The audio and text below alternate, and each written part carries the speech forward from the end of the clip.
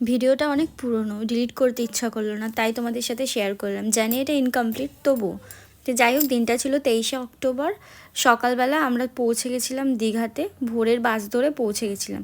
আর এটা ছিল আমাদের রুম আমরা দুদিনের জন্যই নিয়েছিলাম, কিন্তু আমরা দুদিনের ভাড়া দিয়েও আমরা একদিন থাকতে হলো। কারণটা পুরো ভিডিওর শেষে দেখতে পাবে।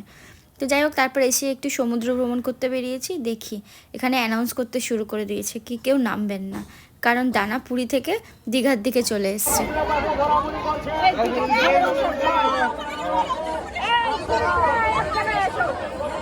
যাকে বলে কপালটা পুরোই খারাপ। প্রথমবার যখন দীঘায় এসেছিলাম বর্ষার কারণে বেরোতে পারিনি, আর দ্বিতীয়বার দানার কারণে।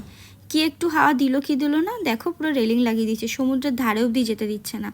আর রিপোর্টাররা এমনভাবে অ্যানাউন্স করলো যেন কি মহামারী চলে এসছে। বাড়ির লোকের নাজেহাল চিন্তায়।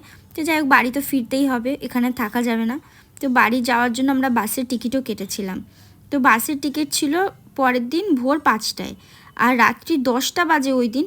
তো তখন দেখাচ্ছে মানে বাস ক্যান্সেল হয়ে গেছে। তো এরকমভাবে আমরা দুবার বাসের টিকিট কাটি, দুবারই ক্যান্সেল হয়ে যায়। কিন্তু কি করব, বাড়ি তো ফিরতেই হবে, বাড়ির লোকের টেনশন।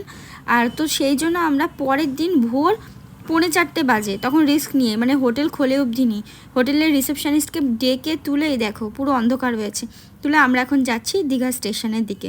লাস্ট চান্স, একটাই ট্রেন, তাও হাওড়া ডাইরেক্ট যাবে না।